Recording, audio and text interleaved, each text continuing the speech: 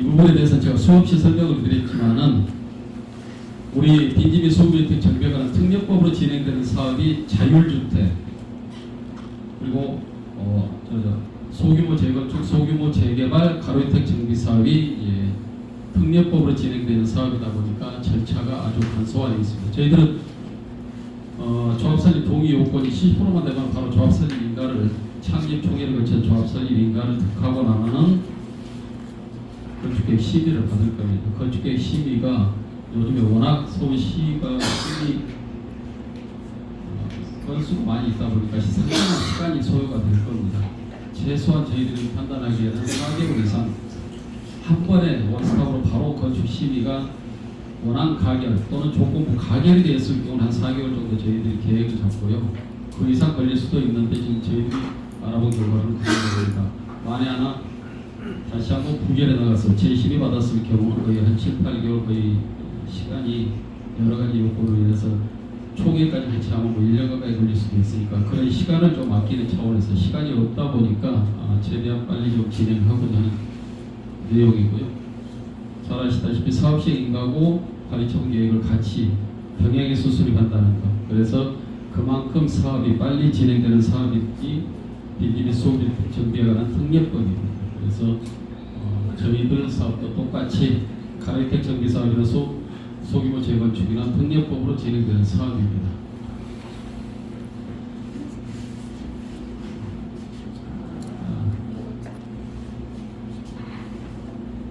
혹시 설명 들으신 그 중에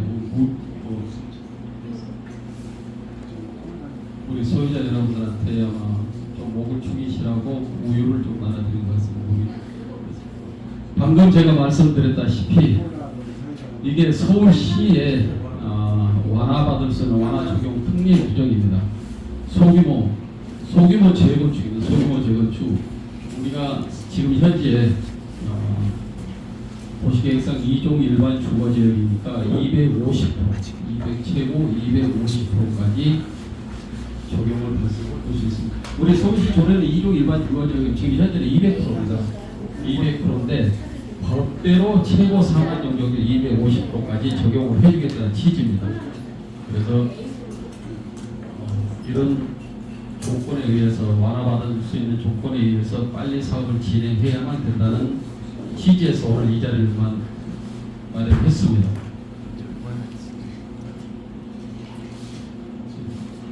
제가 방금 말씀드렸다시피 2종은 지금 현재 서울시 기준은 200%에 250%까지 상한 용역률을 적용을 해서 250%까지 사업성 개선을 해주겠다는 취지입니다.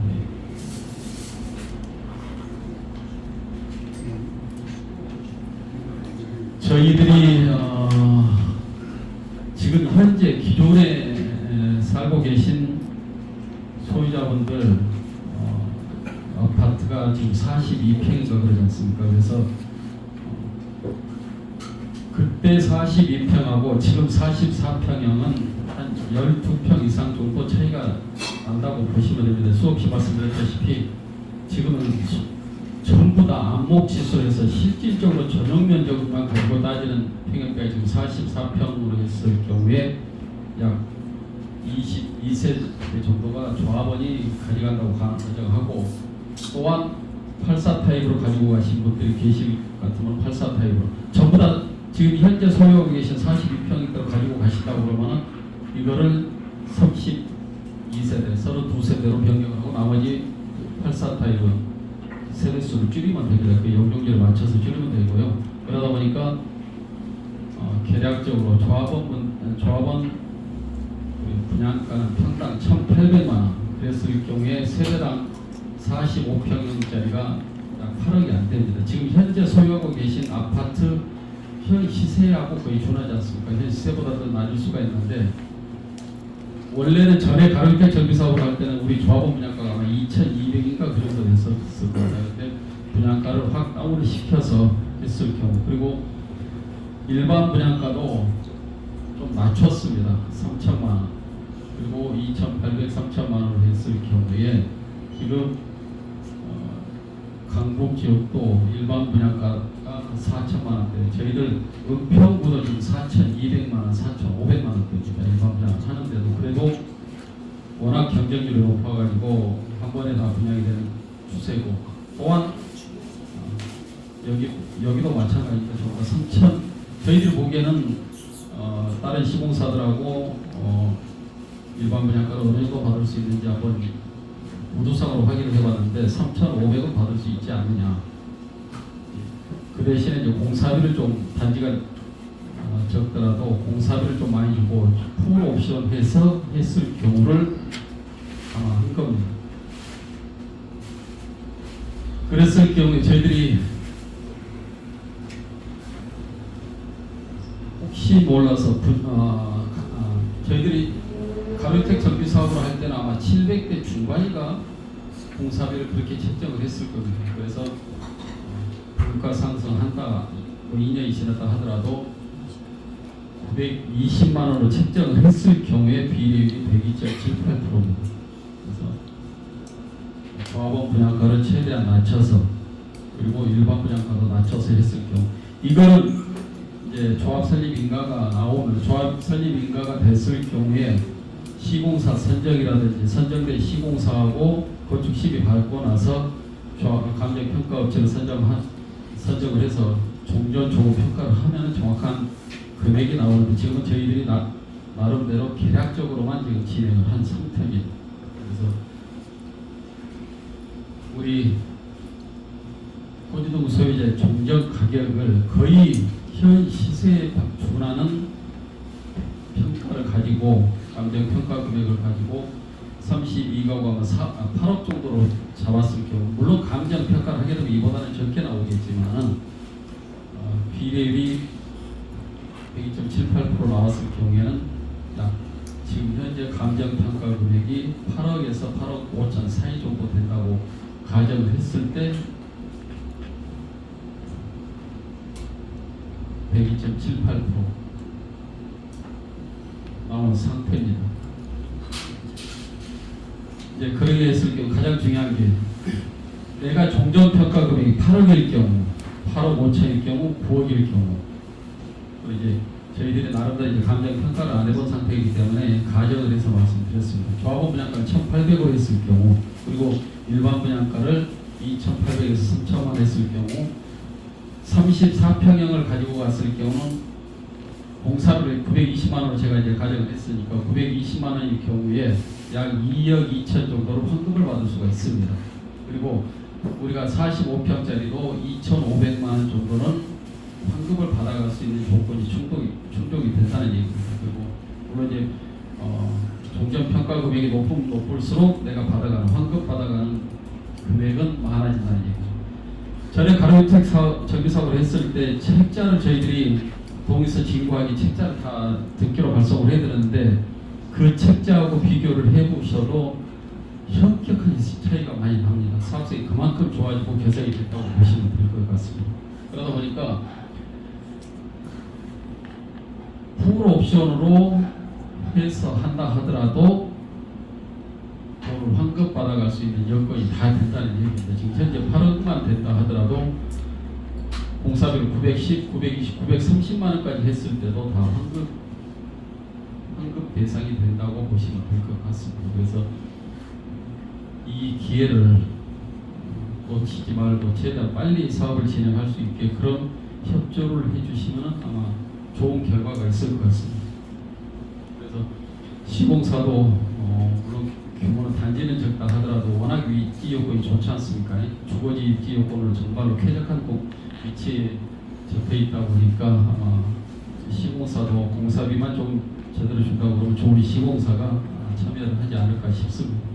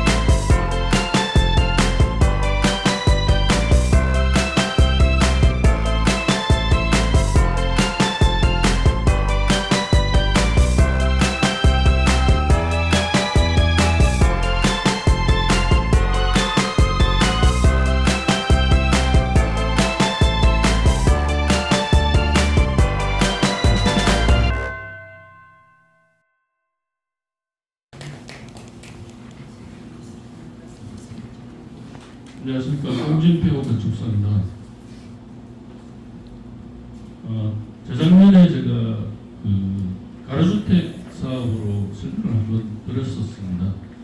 근데 작년 5월달에 서울시에서 이제 용적률 완화 기준이 이제 적용이 되면서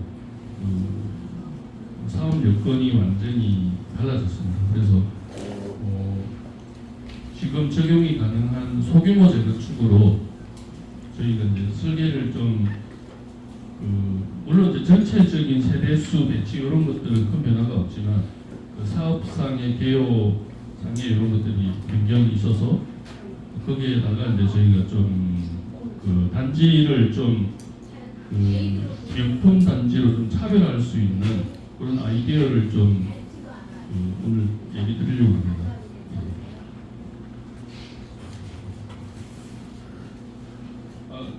말씀드리기 전에 제 소개를 간단히 먼저 드리고요. 저는 현재 이제 진흥건축 운영하고 있고 서울시 도시정비과 소속으로 정비사업 코디네이터하고 제가 이제 양천구, 성북구, 강동구 세 개구 건축위원을 활동하고 있습니다.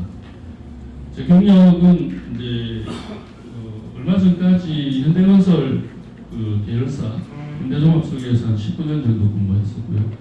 그 전에도 포스코, GS건설 계열사로 전체 한 28년 정도를 메이저 주거 브랜드 설계를 해왔습니다.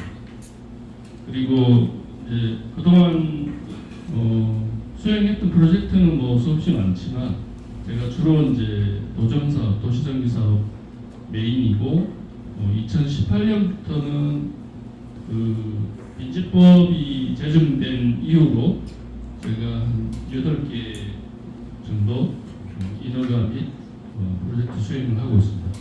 그래서 저희 삼익 아파트 소규모 재건축 수행하기에 아주 좋은 실적을 보유하고 있습니다.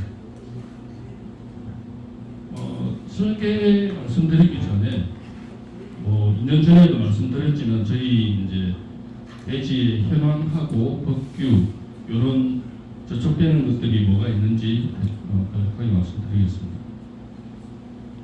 입지는 잘 아시겠지만 4대 명산에 둘러싸여서 또 이제 아파트 주변으로 초안산 근린공원이 있고 창동역에서 1km 이내에 있기 때문에 제가 해본 공동주택 단지 중에서도 최고 입지라고 말할 수 있을 것 같습니다. 그다음 이 부분은 이제 초안산이 이제 국가 지정문화재입니다.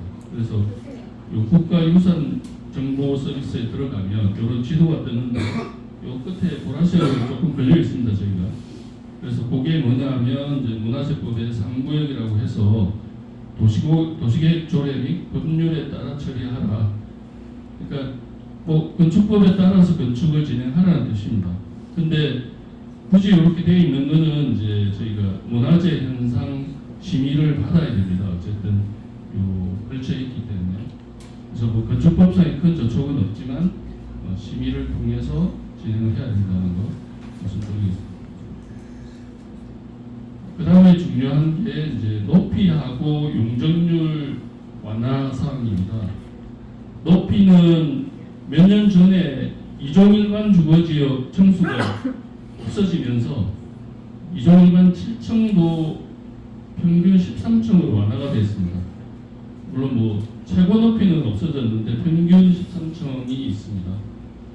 그래서 요거를 완화된 기준을 적용을 했고요. 그 다음에 용적률은 앞서 말씀드린 대로 서울시 조례 용적률 완화 운영 기준에 따라서 문제 없이 250%까지 가능한 거죠. 그래서 이거는 이제 작년 이미 이제 1년이 지났기 때문에 남은 기간이 2년이 남았습니다. 그래서 저희가 이제 조합 설립하고 건축 심의, 그다음에 조합원 분양, 관리 처분까지 했습니다. 시행인가 접수를 해야만 요 3년 인정이 됩니다. 그래서 저희가 봤을 때는 되게 빠듯한 일정입니다. 그 인허가 접수를 2년 안에 특히 이제 서울시에서 한다는 게 되게 빠듯하기 때문에 지금 이제 서둘러야 되는 입장이고요. 그러면 이제 그 사업 개요를 말씀드리겠습니다.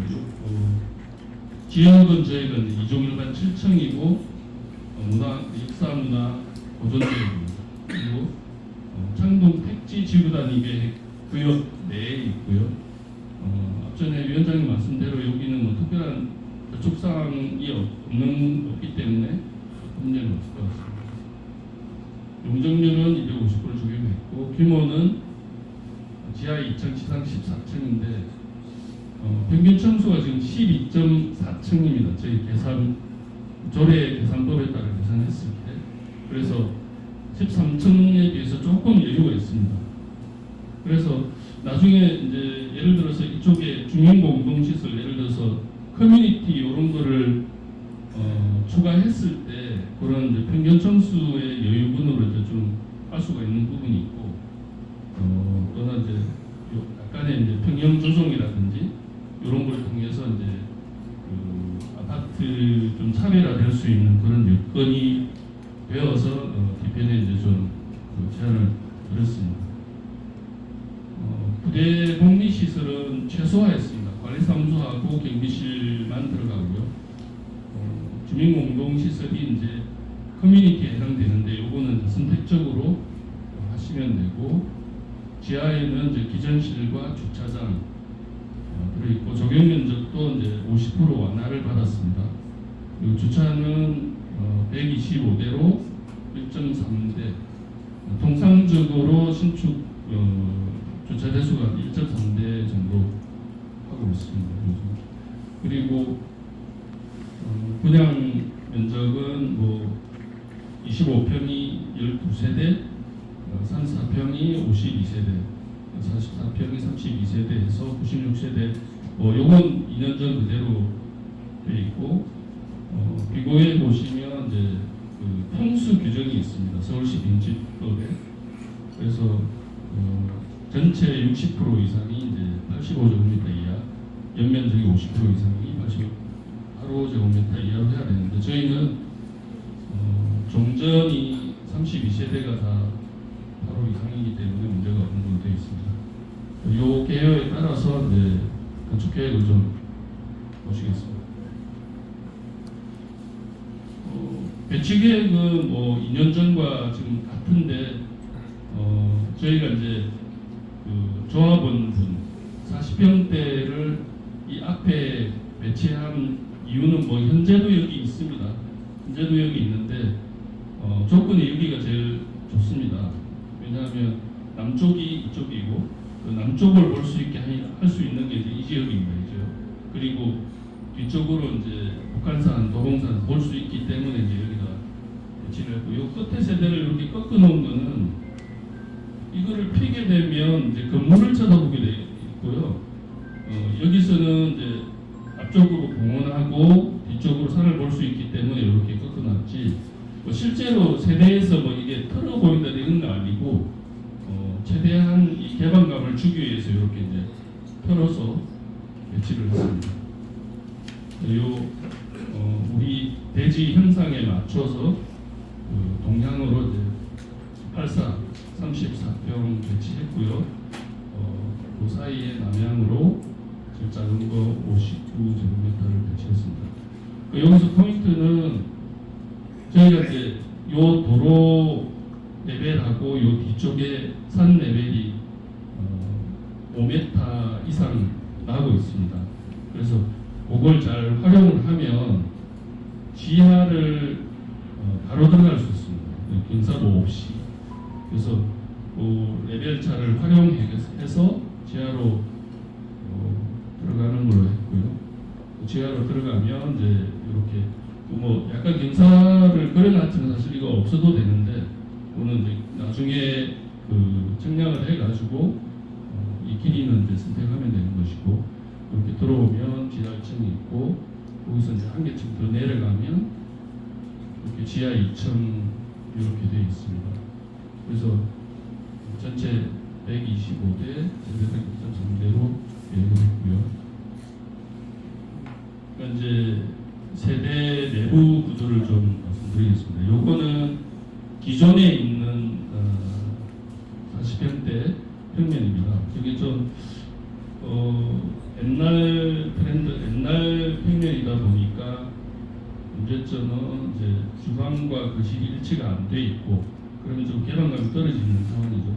그리고 방이 4개지만 이쪽 방은 사실 침실 통해서 들어가니까 4실 정도로 보면 되고, 실제로는 하나, 둘, 셋, 3개 정도 때문에 좀 옛날 구조로 되어 있습니다. 그래서 저희가 이제 44평으로 제한 드리는 평면입니다. 요 앞에 32세대. 그래서 보시면 이제 뭐 거실, 주방이 이렇게 맞춰져 있기 때문에 개방감이 되게 크게 느껴지고, 주방도 이제 광폭 주방으로 되어 있고, 거실이 5.2m입니다. 안방도 4m고, 그래서 그 포베이에 방 하나, 둘, 셋, 넷. 그리고 이제 이런 40평대 되면 이제 이런 창고형 수납 공간들이 많이 설치되어 있습니다. 그리고 포인트는 저희가 이제 이쪽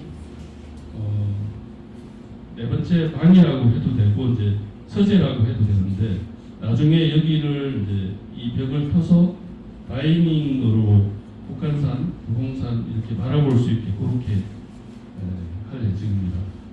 그래서 창을 이렇게 좀 통창으로 만들었고요.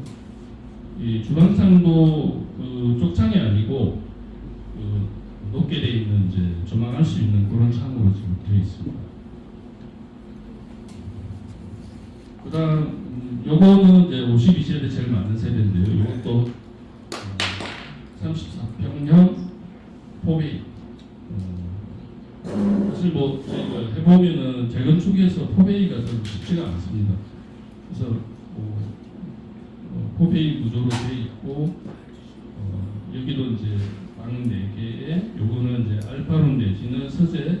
그래서 이제 나중에 다이닝으로 제가 좀 창을 지금 수정을 못했는데, 여기는 창을 좀 크게 해서 이쪽에 마운틴 뷰 볼 수 있게 그렇게 좀 제안을 드렸습니다. 요거는 이제 제일 작은 12세대 25평형인데, 25평형도 이렇게 포베이로 재건축에서 사실 쉽지가 않은데 포베이로 저희가 제안을 드렸습니다. 포베이고 화장실 2개, 그다음에 드레스룸까지 갖춰져 있습니다. 좀 경쟁력이 있는, 그다음에 디귿자 주방이 상당히 잘 나왔습니다. 그래서 이렇게 3가지 타입으로 구성을 했고요.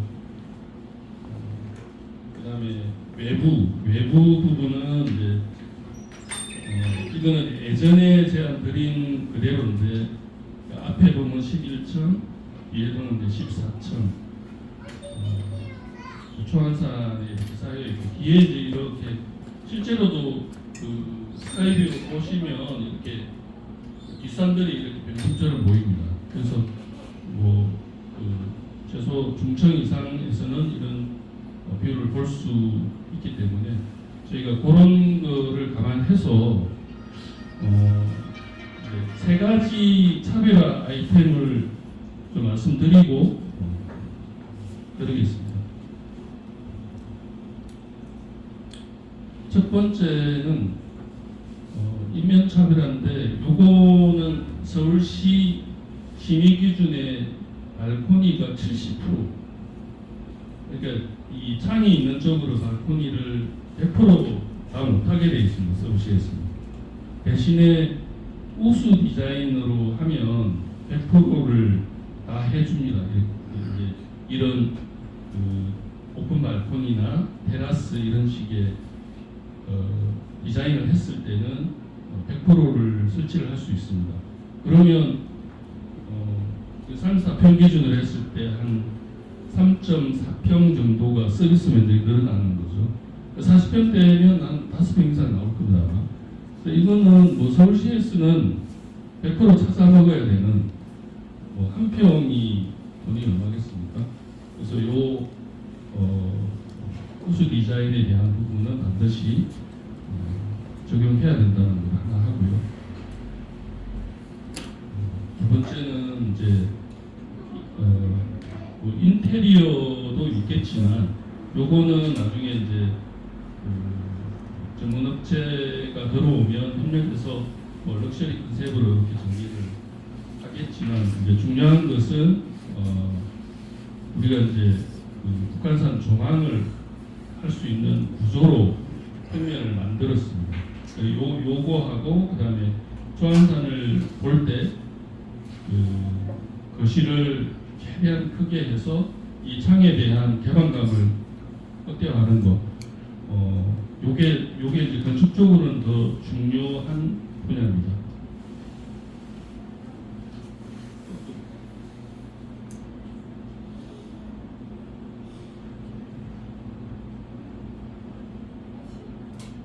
다음 페이지.